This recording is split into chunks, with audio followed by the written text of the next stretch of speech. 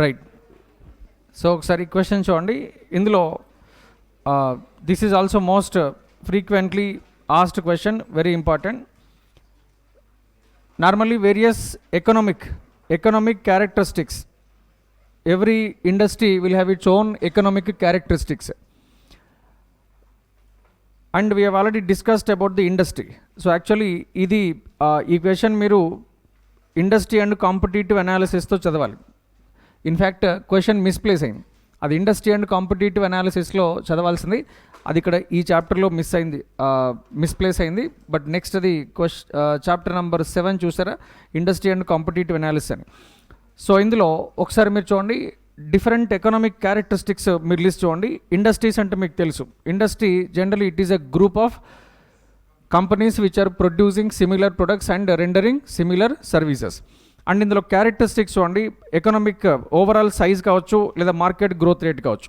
Size అంటే తెలుసు, number of customers in that market, similarly number of units sold in a financial year, or number of that means total value of services provided in a particular year. So అది total size. అర్థమైందా? Industry size ఎలా measure చేస్తారు? Number of units sold in a particular year. ఒక ఇయర్కి industry ఎన్ని units sale చేస్తుంది అన్నది total market size అంట. And market size year on year it will grow, maybe 5%, 3%, 10% year on year it will grow. But అలా grow అవుతున్నప్పుడు generally what is the correct reasonable rate of growth rate when compared with the last year? So last year 10% grow అయింది sir, okay. ఈ year 11% grow అయింది, okay. There is an optimism.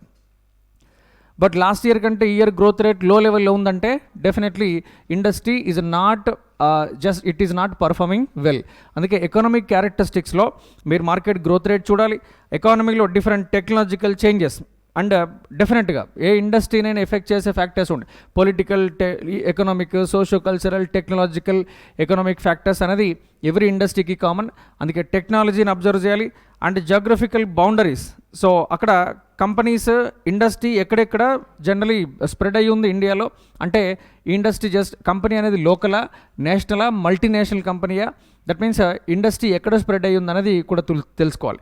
So అందుకే అక్కడ local నుంచి global వరకు companies ఏ రేంజ్లోకి వెళ్తున్నాయని చూసుకోవాలి. And the number of size of the buyers and sellers, ఇండస్ట్రీలో టోటల్ నెంబర్ ఆఫ్ బయ్యర్స్ ఎంత, టోటల్ నెంబర్ ఆఫ్ సెల్లర్స్ ఎంత. సింప్లీ స్పీకింగ్, కన్స్యూమర్స్ ఒకవైపు, సెల్లర్స్ ఒకవైపు. And total number of companies when compared with the total number of buyers.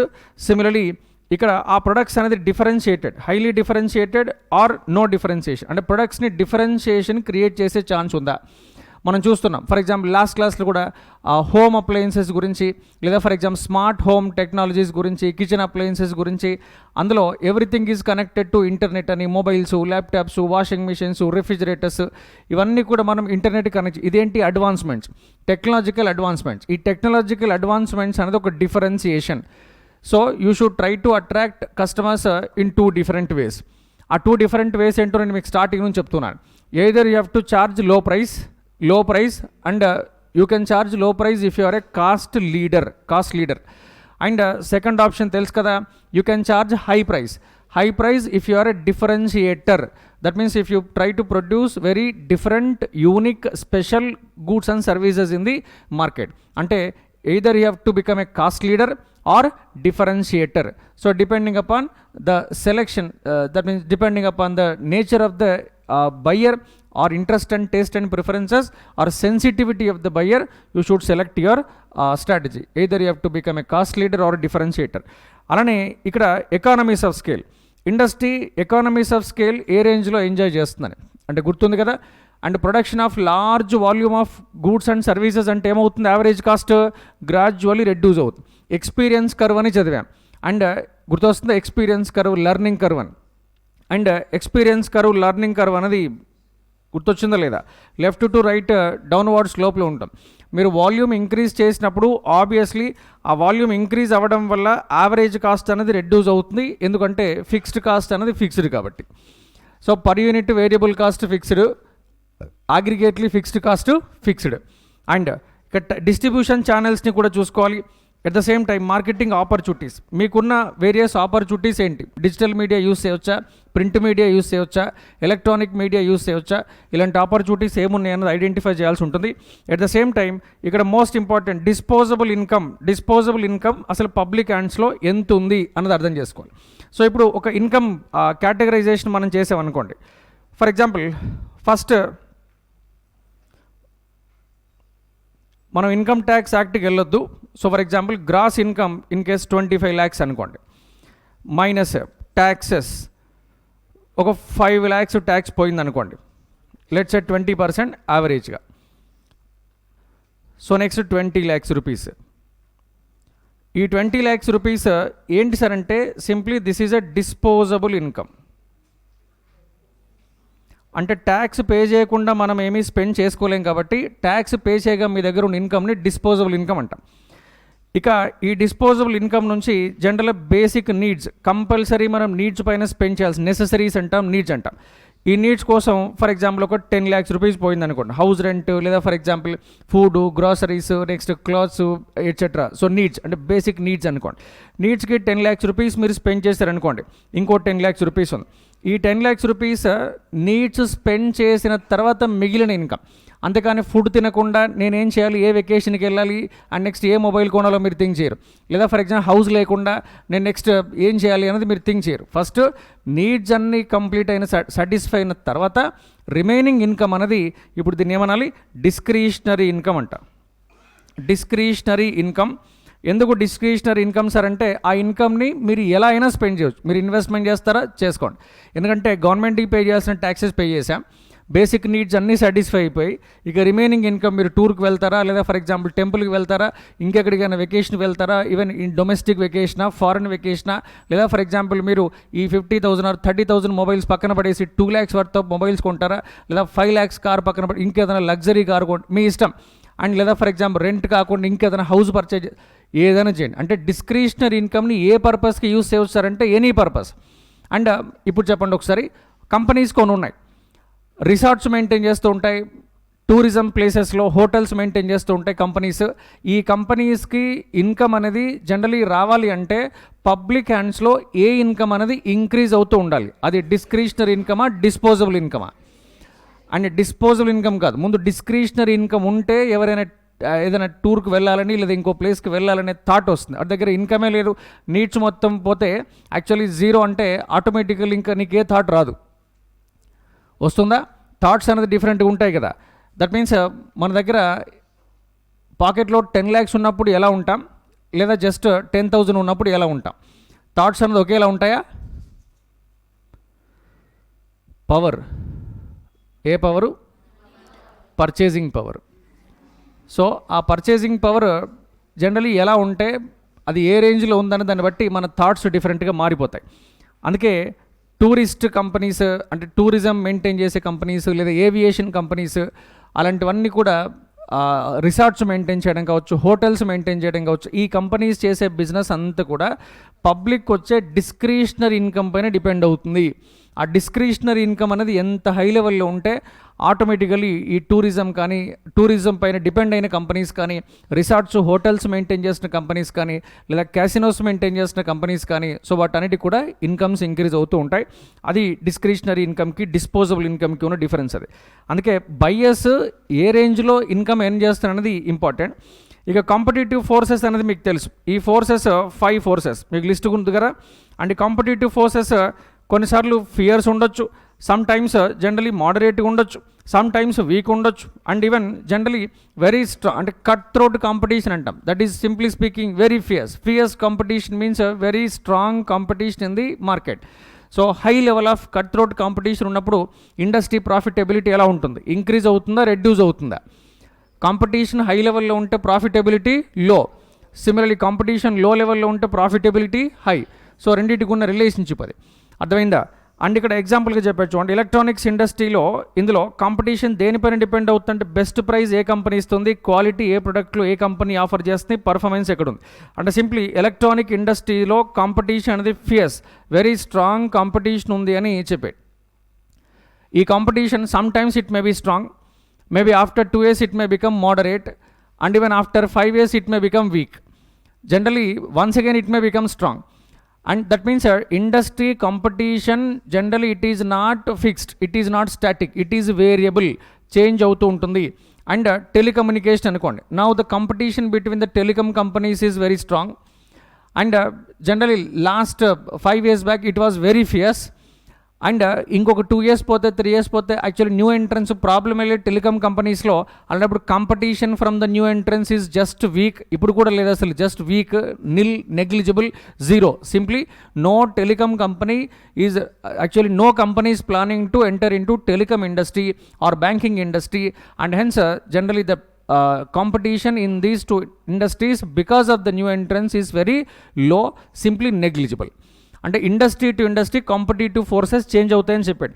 అది ఈ కామర్స్లో ఏం చెప్పాడు, competition is centred and quality and reliability and quick service. Quick service అది Blinkit కావచ్చు, స్విగ్గీ కావచ్చు. క్విక్ సర్వీస్ ఎవరు ఇమ్మీడియట్గా జస్ట్ 5 minutesలో 10 minutesలో మీరు ఆర్డర్ చేయగానే ఇంటికి ఏది పడితే తీసుకొస్తారో ఆ కంపెనీస్కి కాంపిటీషన్, ఆ కంపెనీస్ అనేది ఆటోమేటికలీ ప్రాఫిట్స్ ఎంజాయ్ చేస్తూ ఉంటాయి. అండ్ ఇందులో high level of cut throat competition అని చెప్పాడు. ఇది ఈ కామర్స్లో. అదే laundry and detergents, soft drinks industries గురించి చెప్పాడు. ఇందులో సాఫ్ట్ డ్రింక్ అంటే అన్ని కలిపాడు యాక్చువల్లీ, అది వేరు ఇది వేరు. ఇది laundry different and detergents different, soft drink different, అన్నీ ఒకసారి కలిపొద్దు. అండ్ లాండ్రీకి సాఫ్ట్ డ్రింక్కి సంబంధం లేదు అక్కడ. And just it is moderate అన్నాడు. అంటే ఇక్కడ అది జస్ట్ ఎగ్జాంపుల్గా చెప్పాడు. ఇండస్ట్రీలో కాంపిటీషన్ అనేది డిఫరెంట్ ఇండస్ట్రీలో డిఫరెంట్గా ఉంటుంది. అది ఎప్పుడు వేరియబుల్, అది ఎప్పుడు స్టాటిక్ అనేది కాదు. And company to company or industry to industry competitive forces will vary from time to time. అర్థమైందా? So time to time change అవుతాయి. బట్ ఇక్కడ అర్థం చేసుకోవాల్సిన పాయింట్ ఏంటంటే కాంపిటేటివ్ ప్రెజర్స్ని అండర్స్టాండ్ చేసుకోవడానికి మీరు పోర్టర్స్ 5 forces మోడల్ అప్లై చేసి 5 forcesని సెలెక్ట్ చేసి ఆ నెక్స్ట్ 5 forces వల్ల మీకు వచ్చిన ఎఫెక్ట్ ఏంటి, that means is it fierce or strong or moderate or weak అని ఐడెంటిఫై చేసి క్యుములేటివ్ ఫినాన్షియల్ ఎఫెక్ట్ని క్యాలిక్యులేట్ చేసి now you have to ignore very least influencing factors on your business. That means new entrants problem లేదు sir, అయితే వదిలేయి, మర్చిపోద్దని పట్టించుకోవద్దు. Sir competitive pressure from rivals is more severe sir, in the sense it is very fierce sir అంటే yes concentrate on the competition. So ఎలా rival కంటే business run చేయాలి. That means do you launch a new different special product to attract more customers or are you ready to produce at the lowest cost in the industry. మీ plan అనేది ready చేసి develop చేసి implement చేయాల్సి ఉంటుంది. And some industries the challenge for the companies is to work cooperatively. ఇది competitively కాదు, cooperatively మీరు సప్లయర్స్తో work చేయాల్సి ఉంటుంది. ఎందుకు కోఆపరేటివ్స్తో సప్లయర్స్తో వర్క్ చేయాల్సి వస్తుంది సార్ అంటే generally supplier cooperation, buyer cooperation is compulsory for the company. Now we'll identify the buyer interest and taste and preferences now by using the technology. Buyer ఏం కొంటున్నాడో, ఎలా కొంటున్నారో, బయ్యర్ నెసెసరీస్ పైన స్పెండ్ చేస్తున్నారా, buyer luxuries పైన spend చేస్తున్నారా, clothes పైన బాగా స్పెండ్ చేస్తున్నారా, ఒక కన్జ్యూమర్ ఎలక్ట్రానిక్స్ పైన స్పెండ్ చేస్తున్నారా, లేదా ఫర్ ఎగ్జాంపుల్ ఒక కన్జ్యూమర్ ఇన్సూరెన్స్ పైన బాగా స్పెండ్ చేస్తున్నారా, లేదా ఈవెన్ ఫుడ్ పైన స్పెండ్ చేస్తున్నారా అనేది టేస్ట్ అండ్ ప్రిఫరెన్సెస్ని క్యాప్చర్ చేయడానికి ఇప్పుడు కంపెనీస్ దగ్గర టెక్నాలజీ ఉంది. అర్థమైందా? మనం ఏం కన్జ్యూమ్ చేస్తున్నామో మనకంటే బాగా గూగుల్కి తెలుసు. మనం ఏం కన్జ్యూమ్ చేస్తున్నామో మనకంటే బాగా జొమాటోకి, స్విగ్గీకి, ఫ్లిప్కార్ట్కి వాళ్ళకి తెలుసు. అర్థమైందా? కొన్నిసార్లు మనకే తెలియదు మనం ఏం తింటున్నామో, లేదా ఫర్ ఎగ్జాంపుల్ మనం ఏం కొంటున్నామో, లాస్ట్ 1 week నుంచి మనం ఏం చేసాం, లాస్ట్ 1 month నుంచి ఎన్నిసార్లు ఆర్డర్ చేసాం, ఏం ఆర్డర్ చేసాం అనేది మనకు కూడా గుర్తుండదు. మనకు గుర్తు లేనివి కూడా యాక్చువల్లీ కంపెనీస్కి గుర్తుంటుంది. ఎందుకు సార్? దేనికలా మళ్ళీ మీకు మెసేజెస్, నోటిఫికేషన్స్ అన్నీ పంపించి ఇంకొకసారి మీరు ఆర్డర్ చేసేట్టు మోటివేట్ చేయడానికి. అండ్ ఏ అప్లికేషన్ సైలెంట్గా ఉంది చెప్పండి ఒకసారి. మీ మొబైల్లో ఉన్న జొమాటో సైలెంట్గా ఉందా, స్విగ్గీ సైలెంట్గా ఉందా, అసలు ఏదైనా సైలెంట్గా ఉందా? డైలీ మార్నింగ్ నుంచి ఈవినింగ్ వరకు ఎన్ని నోటిఫికేషన్స్ వస్తాయో ఒకసారి అబ్జర్వ్ చేయండి. ఆ నోటిఫికేషన్స్ ఎనీ టైమ్స్ వస్తాయి. అండ్ మీరు అప్లికేషన్ ఇన్స్టాల్ చేసినప్పుడు మీరు ఒక నేమ్ ఇచ్చి ఉంటారు కదా, అర్థమైందా? మార్నింగ్ 7 o'clock or 7:30 అవగానే హాయ్ సంపతన్ జొమాటో నుంచి లేదా స్విగ్గీ నుంచి ఒక మెసేజ్ వస్తుంది. సో ఇప్పుడు బ్రేక్ఫాస్ట్ రెడీ అని, నెక్స్ట్ ఈవెన్ లంచ్ టైంలో ఇంకోటి వస్తుంది, అంటే ఊరికే చెప్పా. సో ఇప్పుడు అలా మీకు నేను ఉన్నానని ఎర్లీ ఇన్ ద మార్నింగ్ నీకు ఒకటి గుర్తు చేయాలి కదా. మరి you are a customer, definitely simply you are king, they want to know your taste preferences.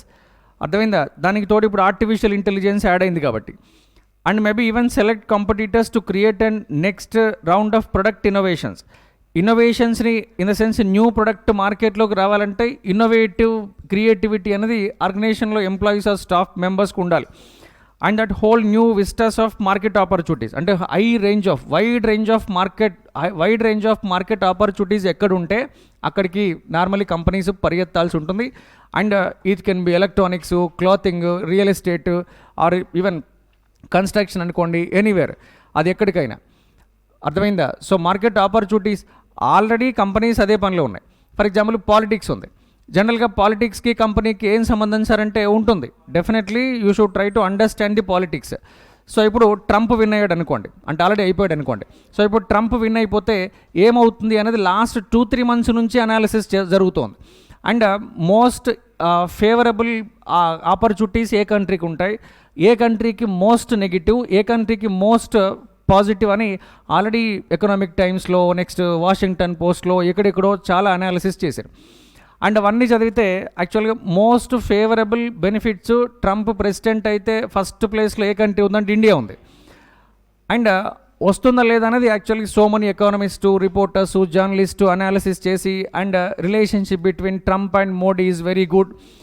And Modi tweet కూడా మీరు చూసుండొచ్చు, welcome my friend, that means నా ఫ్రెండ్ గెలిచాడు, డొనాల్డ్ ట్రంప్ అని మా ఫ్రెండ్ గెలిచాడని ఒక ట్వీట్ పెట్టేశాడు. అంటే యాక్చువల్గా ఒక అమెరికాకి వెళ్ళిపోయి మీరు ట్రంప్కి ఓట్స్ వేయండి అని ఇండియన్ ప్రైమ్ మినిస్టర్ అనకూడదు. అది డిప్లొమాటికలీ చాలా బ్లండర్, అదొక బ్లండర్. ఇప్పుడు ఫర్ ఎగ్జాంపుల్ ఏపీకి వచ్చి, లేదా కేరళకి వచ్చి, లేదా తమిళనాడుకి వచ్చేసి, అండ్ ఉత్తరప్రదేశ్కి వెళ్ళి, కాశ్మీర్కి వెళ్ళి మీరు ఈ పర్సన్కి ఓటు వేయండి అని అంటే okay, because that is internal politics. అది మన కంట్రీ కాబట్టి, ఓ స్టేట్ కాబట్టి ఈ పార్టీకి ఓట్స్ వేయండి, ఈ పార్టీకి ఓట్స్ వేయండి అని ఒక ప్రైమ్ మినిస్టర్ వెళ్ళొచ్చు. లేదా విజయవాడ వచ్చి కూడా ఒకవేళ మీరు నిలబడితే ఇదిగో ఈ పర్సన్కి ఓటు వేయండి అని కూడా చెప్పొచ్చు, నో ప్రాబ్లం. కానీ అమెరికాకి వెళ్ళిపోయి మీటింగ్లో ట్రంప్ చేతులు పట్టుకొని అలా నడుచుకుంటూ మీటింగ్కి వెళ్ళిపోయి అబ్కి బార్ ట్రంప్కి సర్కార్ అంటే అదేమన్నా అహ్మదాబాదా, సూరతా? సో అసలు ఒక ఒక కంట్రీ ప్రైమ్ మినిస్టర్ ఇంకో కంట్రీ పాలిటిక్స్తో నీకేం సంబంధం? అండ్ ఆ పాలిటిక్స్తో అసలు నీకు అవసరం లేదు కదా. అలాంటప్పుడు అక్కడికి వెళ్ళి ఏదో విజయవాడకు వచ్చినట్టు, నెక్స్ట్ అహ్మదాబాద్లో లేదా ఇంకొక సూరత్కి వెళ్ళినట్టు, గుజరాత్లో ప్రచారం చేసినట్టు అమెరికాకి వెళ్ళిపోయి ట్రంప్ చేతి పట్టుకొని అబ్కి బార్ ట్రంప్కి సర్కార్ అట. అదెలా? Diplomatic blunder. సర్లేండి, అది నేను తర్వాత కట్ చేస్తాను కానీ. సో డిప్లొమాటిక్ బ్లండర్ అది. అంటే అలా ఒక కంట్రీ పాలిటిక్స్లో ఇంకో కంట్రీ వాళ్ళు ఇన్వాల్వ్ అవ్వకూడదు. ఎవరైనా వచ్చి వేరే కంట్రీ ప్రెసిడెంటో ప్రైమ్ మినిస్టర్ ఎవడో ఒకటి వచ్చి నెక్స్ట్ రాహుల్ గాంధీ పక్కన నిలబడి ఒకవేళ 29లో మీరు అందరూ రాహుల్ గాంధీకి ఓటు వేయండి అని అన్నారనుకోండి, అప్పుడు వీళ్ళు ఏం చేస్తారు తెలుసా? ఆ కంట్రీ ఏంటి, ఆ కంట్రీ వాళ్ళు ఇండియాకి ఎలా వస్తారు, ఇండియన్ పాలిటిక్స్లో మీ పార్టిసిపేషన్ ఏంటి, మీ ఇన్వాల్వ్మెంట్ ఏంటి అని అరుస్తారు. మరి అప్పుడు అమెరికన్స్ అరుస్తారు కదా ఎందుకు వెళ్ళినట్టు. సో జనరలీ కొన్ని మిస్టేక్స్, అది ఆ సజెషన్స్ దట్ మీన్స్ అడ్వైజ్ ఇచ్చిన వాళ్ళు ఎవరో మనకు తెలీదు, బట్ అదొక బ్లండర్ మిస్టేక్. అర్థమైందా? ఎకనామిక్ బ్లండర్స్ ఏవేవో ఉంటాయి. ఇప్పుడు డిమానిటైజేషన్ బ్లండర్ అంటారు. సరే, అది బ్లండరా లేకపోతే దానివల్ల ఏమైనా వండర్ జరిగిందా అనేది మనకు తెలీదు. సో అది ఆ డేటా అనేది రిజర్వ్ బ్యాంక్ ఆఫ్ ఇండియా దగ్గర ఉంది, అన్ని నోట్స్ వెనక్కి వచ్చాయని చెప్పారు. బట్ దానివల్ల ఒక 2% జీడిపి డౌన్ అవుతుంది అని చెప్పారు, డౌన్ అయింది కూడా. an industry's economic traits, in the sense characteristics and competitive conditions and how they are expected to change determine whether profit prospects are poor, average, excellent. అంటే company profits, industry profits poor ఎలా చెప్తారు sir? అక్కడున్న competition బట్టి. More competition means less profitability, that means poor profits. And medium competitions are okay, profitability may be average. And least competition, actually competition is negligible and just it is a monopoly or duopoly or oligopoly, that means competition is nil అంటే okay, that means profitability will be excellent. చెప్పండి, కాంపిటీషన్కి ప్రాఫిటబిలిటీకి relationship అనేది ఇన్వర్స్లో ఉందా లేదా? Yes or no? So అందుకే industry competitive factors కూడా మనం అర్థం చేసుకోవాలి. And industry and competitive conditions differ, definitely change అవుతాయి, అవి స్టాటిక్ కాదు, డిఫర్ అవుతాయి. In electronics, next even real estate and construction, e-commerce, restaurants, food processing, tourism, insurance, banking, all industries are different, their economic characteristics are different, and some companies generally leading to some companies unattractive industries that can find hard to earn respectable profits, while even weak companies in attractive industries can achieve good performance. So అంటే best performing companies ఏమో అంటే industry వరస్ట్గా ఉన్న some best companies profits earn చేయొచ్చు, లేదా industry excellent perform చేస్తున్న కొన్ని week కంపెనీస్కి లాసెస్ రావచ్చు. అందుకే ఇక్కడ కంపెనీస్ బట్టి కాదు, ఇండస్ట్రీ ఎలా ఉంది, ఇండస్ట్రీ ప్రాస్పెక్ట్స్ ఏంటి, ఫ్యూచర్ ఆపర్చునిటీస్ ఏంటి, technology are interest rates and even ఆ కస్టమర్ పర్చేసింగ్ పవర్, ఎంప్లాయ్మెంట్, ఇవన్నీ ఎలా ఉన్నాయి అనేది చూసుకోవాలి. ఆ ఎంప్లాయ్మెంట్ బట్టి పబ్లిక్ ఇన్కమ్స్ జనరేట్ అవుతాయి, ఇన్కమ్స్ వస్తూ ఉంటే ఆబ్వియస్లీ పర్చేసింగ్ పవర్ ఇంక్రీజ్ అవుతుంది, పర్చేసింగ్ పవర్ ఇంక్రీజ్ అవుతే ప్రొడక్ట్స్ సర్వీసెస్ సేల్ అవుతాయి, సేల్ అవుతే అప్పుడు కంపెనీస్కి బెనిఫిట్స్ ప్రాఫిట్స్ వస్తాయి తప్ప అసలు ఎంప్లాయ్మెంటే లేదు, పబ్లిక్ ఇన్కమ్సే లేవు, consumer incomes are falling or inflation is eating their money or interest rates are more, taxes are more, that means your disposable income or discretionary income, if it is below average, in the sense below the world average, then there will be no sales, no profits for the company. And average income ఉంటుంది, for example per capital income అంట, per capital income అంటే average income కదా, అసలు ఆ per capital income మనం అంతకంటే below income ఉన్న వాళ్ళ సిచ్యువేషన్ ఏంటి సార్ అంటే almost simply speaking below poverty line అని. మీరు అలా చెప్పినప్పుడు వాళ్ళ పర్చేసింగ్ పవర్ ఆల్మోస్ట్ నెగ్లిజిబుల్, వాళ్ళు ఏం కొనలేరు. అండ్ అలాంటప్పుడు కంపెనీస్కి ప్రాఫిట్స్ ఎలా వస్తాయి? When you are not purchasing anything from the company, then how can a company make profit? So generally it is the customer who will generate profit for the company, and companies will develop different strategies to attract customers to make sales. So sales చేయాలి, profits generate చేయాలి, and customer is a central point in every industry. And ఇక్కడ ఒక small 2 limitations ఉన్నాయి చూడండి strategic అనాలిసిస్లో. Limitations, disadvantages, లేదా for example negative factors analysis చేస్తే benefit. First of all even strategic analysis will have its own limitations, అంటే you can identify limitations for every theory. So for example Porter's 5 forces model అన్నాను. Porter's 5 forces model అదొక advantage tool. మనం ఏం చేయొచ్చు, 5 ఫోర్సెస్ని list చేయొచ్చు, and ఆ 5 forces వల్ల వచ్చే ఎఫెక్ట్ ఏంటో క్యాలిక్యులేట్ చేసుకోవచ్చు. ఎట్ ద సేమ్ టైం అందులో వీక్ ఏంటి, స్ట్రాంగ్ ఏంటి, లేదా ఫర్ ఎగ్జాంపుల్ మోడరేట్ ఏంటో ఐడెంటిఫై చేయొచ్చు. ఇవన్నీ అడ్వాంటేజెస్ పోర్టర్స్ 5 ఫోర్సెస్ మోడల్లో ఉన్నాయి. సో ఇది ఒక పాయింట్. సిమిలర్లీ పోర్టర్స్ 5 ఫోర్సెస్ మోడల్కి కూడా నెగిటివ్ క్రిటిసిజం ఉంటుంది. అంటే criticism, negativity or limitations, disadvantage ఏముంటాయి సార్ అంటే ఫస్ట్ లిమిటేషన్ ఏంటంటే నువ్వెందుకు 5 ఫోర్సెస్ తీసుకున్నావు, 6th ఫోర్స్ లేదా, 7th ఫోర్స్ లేదా, 8th ఫోర్స్ లేదా, అదే క్రిటిసిజం. మరి నువ్వెందుకు 5 ఫోర్సెస్ మోడలే డెవలప్ చేయాలి, 7 ఫోర్సెస్ మోడల్ డెవలప్ చేయొచ్చు కదా, 10 ఫోర్సెస్ మోడల్ డెవలప్ చేయొచ్చు కదా. క్రిటిసైజ్ చేసేవాళ్ళు ఎలాగో క్రిటిసైజ్ చేస్తారు. సో బట్ అక్కడ దానివల్ల అడ్వాంటేజెస్, డిసడ్వాంటేజెస్లో ఏది అడ్వాంటేజెస్ ఎన్ని ఉన్నాయి, డిసడ్వాంటేజెస్ కంపేర్ చేసి when it is more advantages you can go for that. అందుకే లిమిటేషన్స్ కూడా ఉంటాయి అనాలిసిస్లో. ఫస్ట్ చూసారా, it gives a lot of innovative options but does not tell which one to pick. చూసారా, ఏ ఆప్షన్ సెలెక్ట్ చేసుకోవాలో strategic analysis చెప్పదు అన్నారు. మీరు expansion, merger, acquisition, differentiation, cost leadership and next even retrenchment, divestment, ఇన్ని options ఉన్నాయి కదా sir. Options select చేసి నీ చేతిలో పెట్టాల్సింది స్ట్రాటజిక్ మేనేజ్మెంటు, స్ట్రాటజిక్ అనాలిసిస్ కాదు. It is the top level management who can select the options among number of alternatives. That means the strategic analysis will not select an option, but instead it is giving options to the management. మేనేజ్మెంట్కి options ఇస్తుందా, ఆప్షన్స్లో 1 option select చేస్తుందా? Strategic analysis వల్ల వచ్చే result ఏంటి? This analysis is revealing so many options to the management. But ఏం select చేసుకోవాలి sir, మేము ఎక్స్పాన్షన్కి వెళ్ళాలా వద్దా? నువ్వు సెలెక్ట్ చేసుకోవాలి. స్ట్రాటజిక్ మేనేజ్మెంట్ చెప్తుంది ఏంటి, అండ్ నీ స్ట్రెంగ్స్ ఏ లెవెల్లో ఉన్నాయి సార్, హై సార్, వీక్నెసెస్ ఏంటి, low sir, okay, opportunities high sir, threats low sir. Okay, అప్పుడు ఎక్స్పాన్షన్ వెళ్ళడం నువ్వు సెలెక్ట్ చేసుకోవాలి. అంతేకాని you can go for expansion or you can go for divestment or liquidation అని ఆప్షన్స్ ఇస్తారు, కానీ సెలెక్షన్ స్ట్రాటజిక్ అనాలిసిస్ చేయదు. అందుకే just it will not tell you which one to pick, ఏది సెలెక్ట్ చేసుకోవాలో చెప్పదు. The options can be overlapping, sometimes duplicate. Overlapping అంటే duplicate or confusing. Some times these options are confusing or difficult to implement. For example amalgamation or merger or acquisition. ఏం చేయాలి sir? Okay, amalgamation or merger అంటే merger అని decision తీసుకున్నంత ఈజీగా దాన్ని execute చేయలేదు. And two companies merger అంటే ఏం చేయాలి?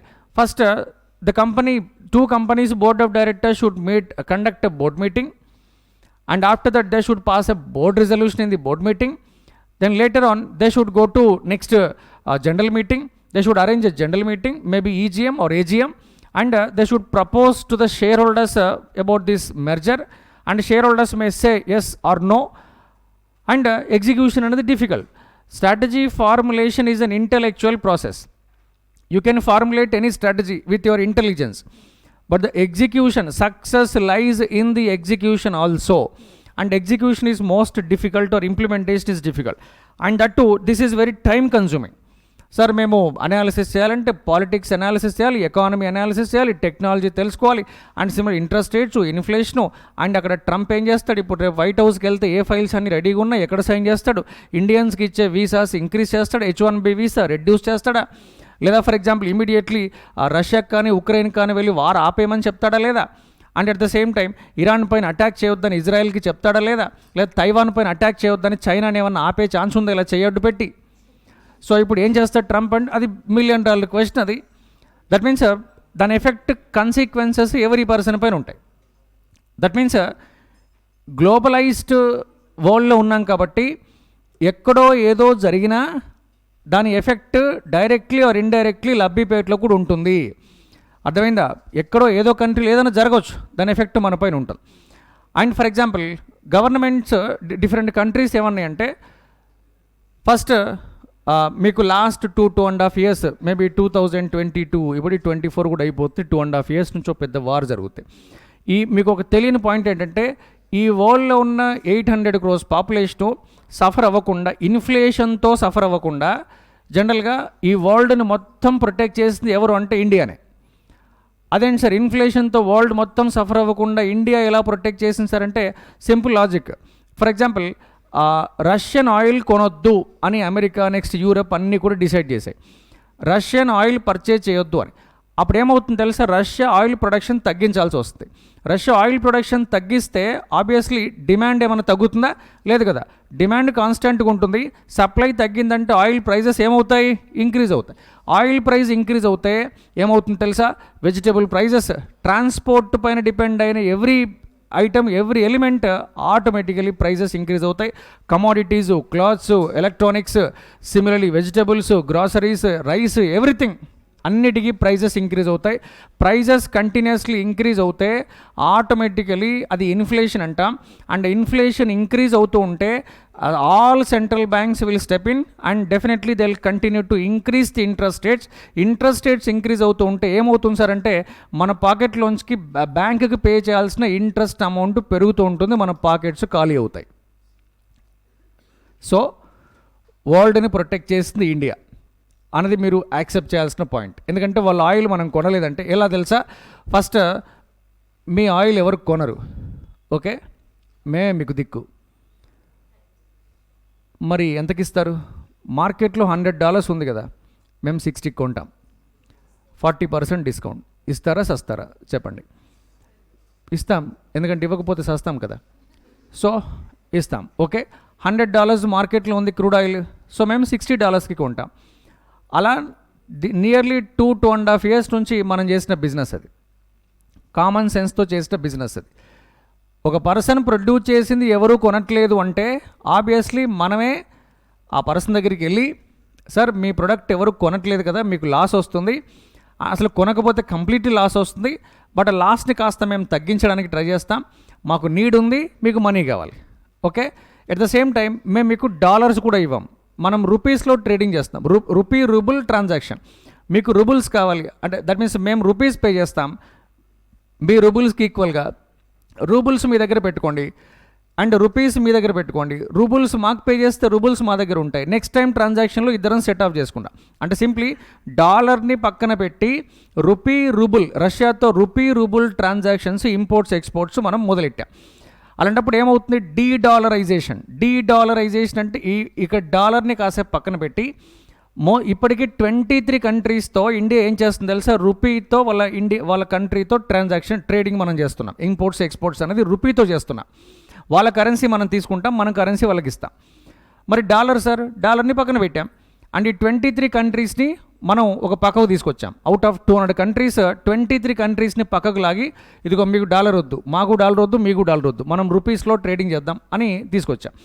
ఈ 23 ఇంకొక 4 ఇయర్స్లో 5 ఇయర్స్లో ఒక 50 కంట్రీస్ని 200లోంచి లాగి పక్కకి, ఇదిగో మనకు డాలర్ వద్దు, మనం మీ కరెన్సీ మాకు ఇవ్వండి, మా కరెన్సీ మీకు ఇస్తాం, మనం లోకల్ కరెన్సీలో బిజినెస్ చేద్దాం, ఇంపోర్ట్స్ ఎక్స్పోర్ట్స్ అని అన్నారనుకోండి.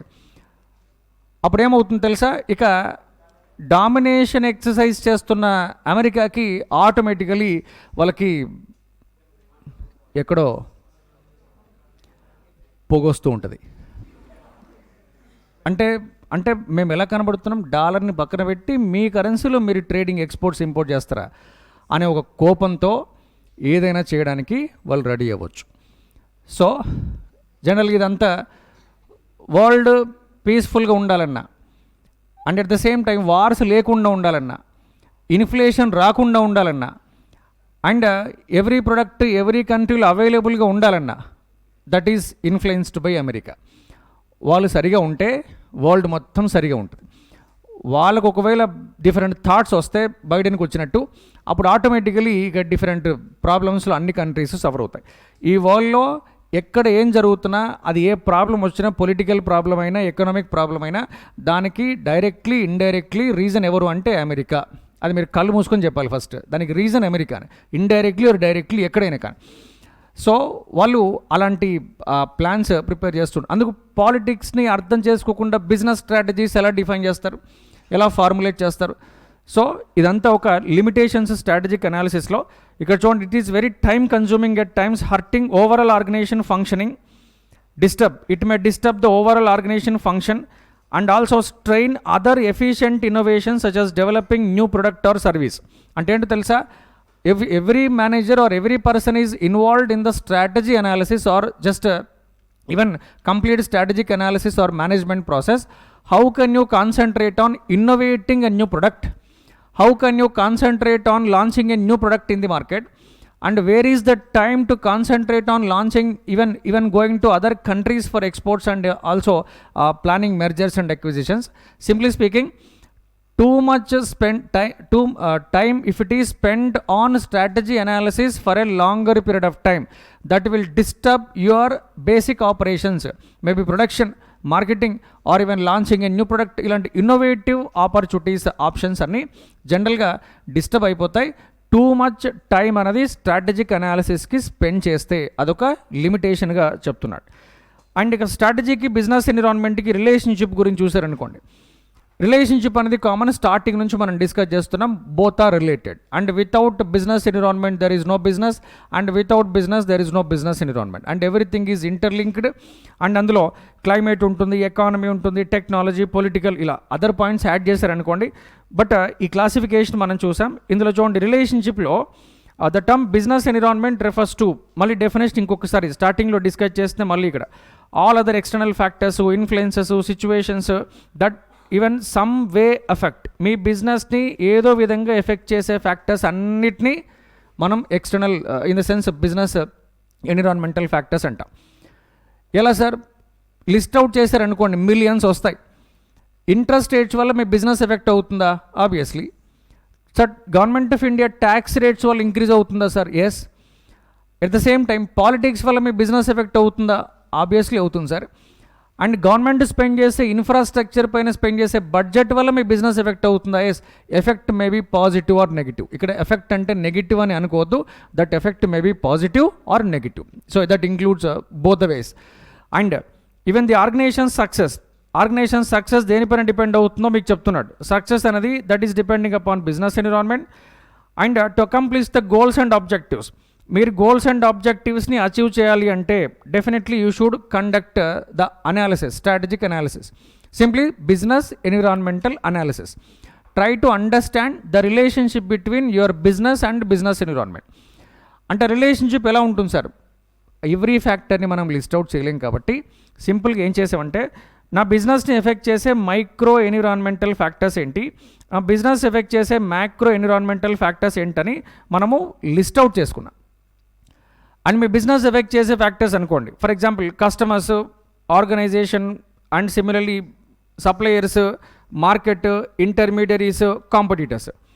అదే మ్యాక్రో ఫ్యాక్టర్స్ అనుకోండి, political, economic, socio cultural, technological, legal and other environmental factors. అంటే మీరు ఎంత అనాలిసిస్ చేసినా, ఎన్ని టైమ్స్ని అనాలిసిస్ గురించి చెప్పినా, స్ట్రాటజిక్ అనాలిసిస్ ఇంకో 10 టైమ్స్ చెప్పినా వచ్చేవారండే. సింప్లీ స్పీకింగ్ అది internal analysis, external analysis, micro, macro and these factors will effect your business regularly, daily, frequently. And without trying to understand the relationship with the business environment, you cannot plan anything. And without understanding the government of India policy, trade policy, fiscal policy, monetary policy, credit policy, industrial policy, agriculture policy, ఇవేవి తెలియకుండా నువ్వు ఎలా చేస్తావు business, semiconductor policy and ఇలా different policies ఉంటాయి. And RBI meeting arrange చేస్తుందంటే డెఫినెట్గా మీటింగ్లో ఏం జరగబోతుంది, ఆర్బీఐ గవర్నర్ ఏం డిసైడ్ చేస్తారు, అండ్ రెపో ఇంక్రీజ్ చేస్తారా, రివర్స్ రెపో ఇంక్రీజ్ చేస్తారా, మరి ఎలా అది తెలుసుకోకుండా నువ్వు ఎలా డెసిషన్ తీసుకుంటావు? అండ్ ఫర్ ఎగ్జాంపుల్ ఒక 1000 crores క్యాపిటల్ ఎక్స్పెండిచర్ ప్లాన్ చేయాలి. 1000 crores క్యాపిటల్ ఎక్స్పెండిచర్ ప్లాన్ చేసే ఒక టైంలో ఒక 1 week or 10 days గ్యాప్లో Reserve Bank of India meeting జరుగుతుంది. అండ్ మీటింగ్లో ఆర్బీఐ ఏం చేస్తుంది, we're trying to increase the repo rate by 50 basis points or 75 basis points to contain inflation తగ్గించడానికి మేము రెపో, రివర్స్ రెపో రెండు పెంచేస్తున్నాం, 50 basis points పెంచేస్తున్నాం అని చెప్పారనుకోండి. ఆల్రెడీ లాస్ట్ వీక్లో బ్యాంకుకి వెళ్ళి ఒక 100 crores లోన్ కావాలి సార్ అని అడిగితే 8% ఇంట్రెస్ట్ రేట్ చెప్పారు. ఓకే, ఇప్పుడు ఆర్బీఐ మీటింగ్ కంప్లీట్ చేసి 75 basis points మేము ఇంక్రీజ్ చేస్తున్నాం రెపో, రివర్స్ రెపో అంటే నీకు 8% ఇంట్రెస్ట్కి లోన్స్ రాదు, అది 8.75కి వెళ్ళిపోద్ది. అంటే 100 crores పైన 8% ఇంట్రెస్ట్ అయితే ఎవ్రీ ఇయర్ 8 crores పే చేస్తే సరిపోతుంది. ఇప్పుడు 8.75% ఇంట్రెస్ట్ అంటే 8.75 crores నువ్వు ఇప్పుడు ఇంట్రెస్ట్ పే చేయాల్సి ఉంటుంది. అంటే నీ ప్రాఫిట్ అండ్ లాస్ అకౌంట్లో 75 lakhs ప్రాఫిట్ డౌన్ అయింది. Yes or no? ఇప్పుడు చెప్పు, Reserve Bank of India policy, maybe credit policy or monetary policy నాకేం సంబంధం సార్, అండ్ అక్కడ ఆర్బీఐ మీటింగ్ జరిగితే నాకేంటి సార్? నీకే కావాలి. అండ్ ఆ రేట్స్ ఇంక్రీజ్ అవ్వడం, డిక్రీజ్ అవ్వడం అనేది నీ బిజినెస్ ప్రాఫిటబిలిటీని ఇంపాక్ట్ చేస్తుంది. అందుకే రాసుకుంటూ పోతే మిలియన్స్ ఆఫ్ ఫ్యాక్టర్స్ వస్తాయి. బట్ సింపుల్గా చెప్పాలంటే మైక్రో, మ్యాక్రో ఎలిమెంట్స్ వస్తాయి. అండ్ అందుకే this business strategies to create strategies and formulate policies considering both internal and external ఫ్యాక్టర్స్గా డివైడ్ చేయాలి. There framework for adjusting to the demands, definitely you should adjust to the demands. అంటే environmental demands ఉంటాయి, because the environment is unpredictable. అది ఎప్పుడు కూడా మనం అనుకున్నట్టు జరగదు. You may think that Reserve Bank of India will increase interest rates by 50 points or 50 or 0.5% అని మీరు అనుకున్నారు, కానీ ఆర్బీఐ 0.75% పెంచింది అనుకోండి, అన్ప్రిడిక్టబుల్. అండ్ మీటింగ్ కంప్లీట్ అయినంత వరకు మనకు తెలీదు, ఎవరికి తెలీదు. సో వాళ్ళు మీటింగ్ అరేంజ్ చేస్తారు, వచ్చి ప్రెస్ మీట్ పెట్టి చెప్పేస్తారు, అంతే. సో అన్ప్రిడిక్టబుల్ బిజినెస్ ఎన్విరాన్మెంట్ ఉండొచ్చు, and that will make your future uncertain. Definitely business organisations future is uncertain, your strategic management application is also uncertain. And ఇందులో ఎన్వైర్న్మెంట్ ఎలా effect చేస్తుంటే మీకున్న రీసోర్సెస్ మీ బిజినెస్ ఎన్విరాన్మెంట్ ఎఫెక్ట్ చేస్తాయి, మీ మేనేజ్మెంట్ని మీ బిజినెస్ ఎన్విరాన్మెంట్ ఎఫెక్ట్ చేస్తాయి, అండ్ ఆబ్వియస్లీ మీ స్ట్రాటజీస్ని కూడా బిజినెస్ ఎన్విరాన్మెంట్ ఎఫెక్ట్ చేస్తాయి. ఈ స్ట్రాటజీ ఏ స్ట్రాటజీ సార్ అంటే it can be an expansion strategy are stability strategy or retrenchment strategy, it can be any strategy. Everything is influenced by your business environment. There is a clear relationship. This environment is highly dynamic, it is not static. Simply చెప్పాలంటే not static, అది ఒకలా ఉండదు. It is highly dynamic, simply continuously evolving. The strategies provide an interface between organization abilities and opportunities and challenges it must deal within the larger environment.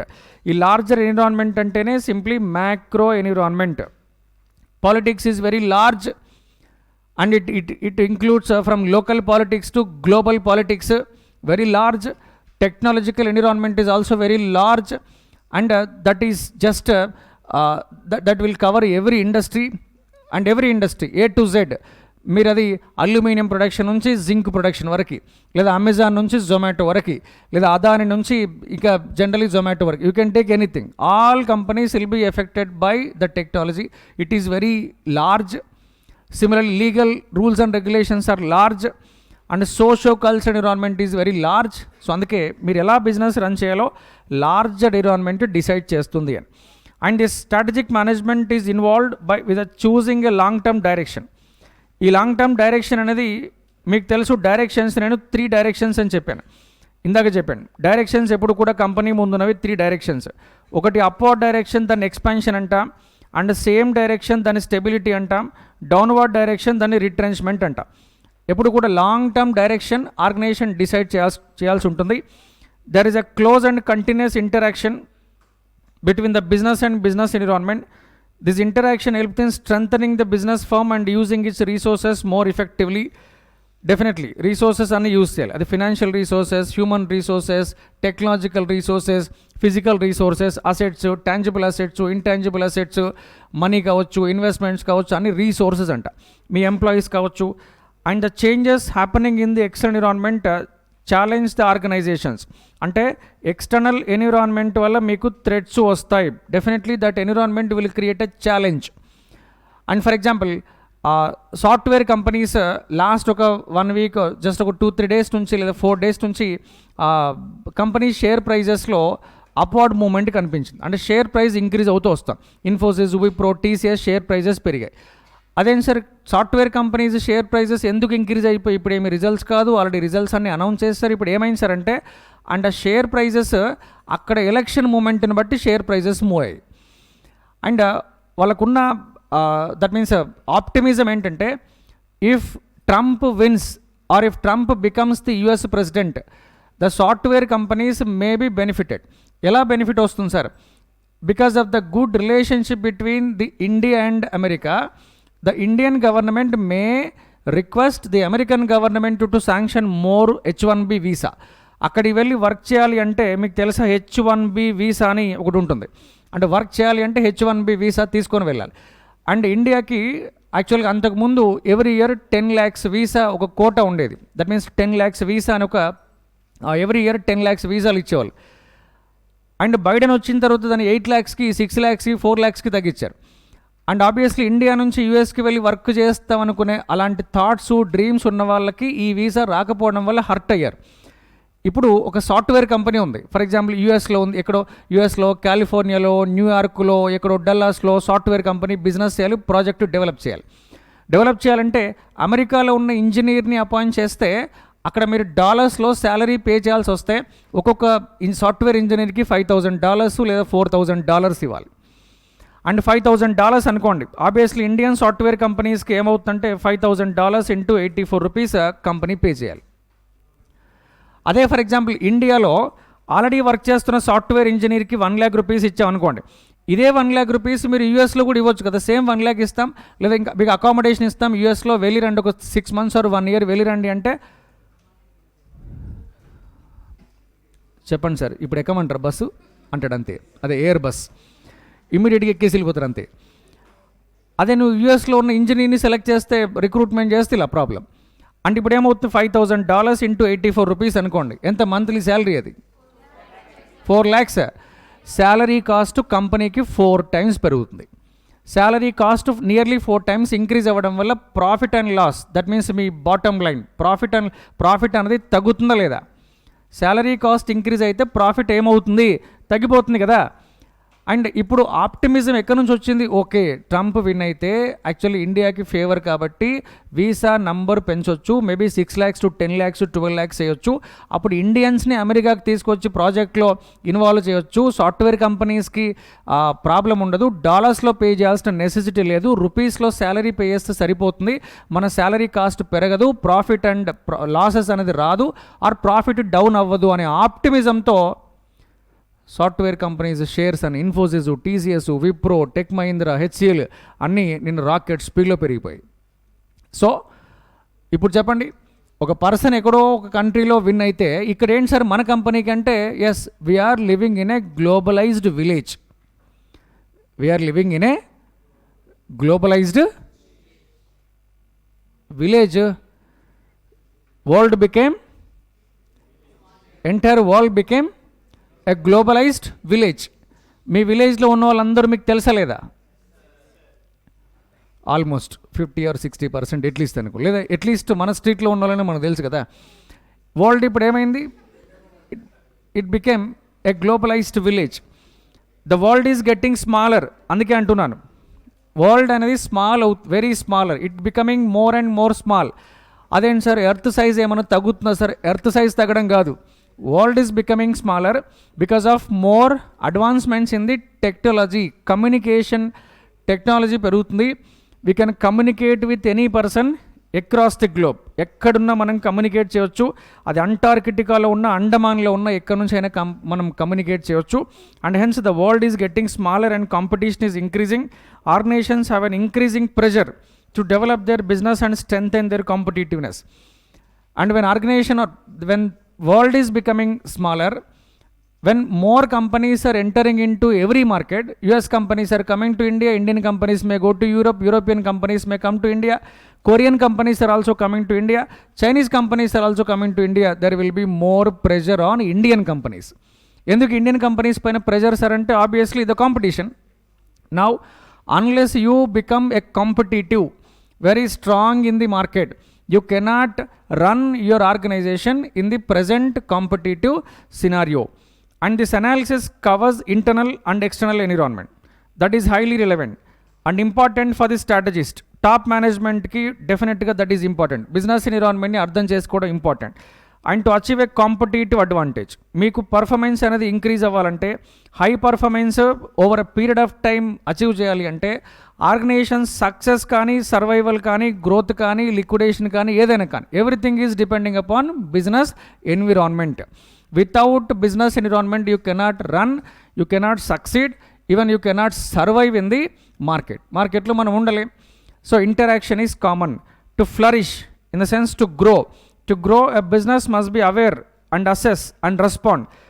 ఏం జరుగుతుందో తెలియాలి, దాని ఇంపాక్ట్ని assess చేయాలి, రెస్పాండ్ అవ్వాలి కంపల్సరీ. ఈ మూడిట్లో నువ్వు ఏం చేయకపోయినా బిజినెస్ అనేది రన్ చేయలేం. Definitely you should be aware. దేని గురించి అవేర్నెస్ ఉండాలి సార్? ఎవ్రీథింగ్. ఎలా? దేని గురించి? ఏది పడుతుంది అన్నీ తెలుసుకోవాలి. అన్నీ తెలుసుకోవాలంటే అన్నెసెసరీ ఇన్ఫర్మేషన్. ఇప్పుడు మిసైల్స్ ఎలా మ్యానుఫ్యాక్చరింగ్ చేయాలి, అది నీకెందుకు? అది అవసరం లేదు కదా. So how to become a terrorist, నీకెందుకు అది? అది కాదు. రిలవెంట్ బిజినెస్ ఎన్విరాన్మెంట్లో బిజినెస్కి రిలేటెడ్గా ఉన్న ఎవ్రీ ఫ్యాక్టర్ గురించి నీకు అవేర్నెస్ ఉండాలి.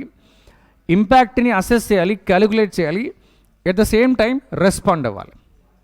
When the technology is updated you need to upgrade it. When there is a new political change you should respond. When there is a new economic change, you should respond. And in order to succeed, business success అవ్వాలంటే ఏం చేయాలో చెప్తున్నాడు. Must not only aware, తెలుసుకుంటే సరిపోదు, మరేం చేయాలట? And numerous aspects of surrounding, but also able to handle and adapt to them. నువ్వు వాటిని హ్యాండిల్ చేయగలగాలి, అడాప్ట్ చేయగలగాలి, అంటే సింప్లీ రెస్పాండ్ అవ్వాలి. అంతేకాని మేమేం చేయం సార్, జస్ట్ మేము ఐస్ క్లోజ్ చేసుకొని అలా చూస్తూ కళ్ళు మూసుకొని ఉంటాను సార్ అంటే, that's all. You cannot run it. And the business must continuously evaluate. ఇది ఒక కంటిన్యూస్ ప్రాసెస్. మీరు దాన్ని never ending process, continuously 24/7 365 days continuously you have to evaluate the business environment and to just modify to operations in order to thrive and expand. Business survive అవ్వాలన్నా, expand చేయాలన్నా grow అవ్వాలన్నా business environmental analysis compulsory. And the strategic decisions are significant aspects of business management and are essential for the success. Strategic decisions అనేది company సక్సెస్కి essential. Success అవ్వాలి అంటే decisions తీసుకోవాలి. Company success is depending upon the decisions. Formulations, sir we'll launch a new product, it's a decision. Sir we'll invest $100 million on a technology, it's a decision. Sir will expand our branches in the Europe, sir, it's a decision. But the decisions are based on business environment. The company's success is depending upon decisions. The decisions are based on business environment. And obviously there is a relationship between business environment and success. Organisation సక్సెస్కి business ఎన్విరాన్మెంట్కి ఒక relationship ఉంది. Success కానీ మీ existence కానీ everything is depending upon business environment. The two crucial aspects of success చూసారా, very crucial aspects అంటే first the top management వాళ్ళు ఏం చేస్తున్నారు, వాళ్ళ ఫంక్షన్ ఏంటో మీకు తెలుసు. Top management generally they will design the intent, simply speaking strategic intent.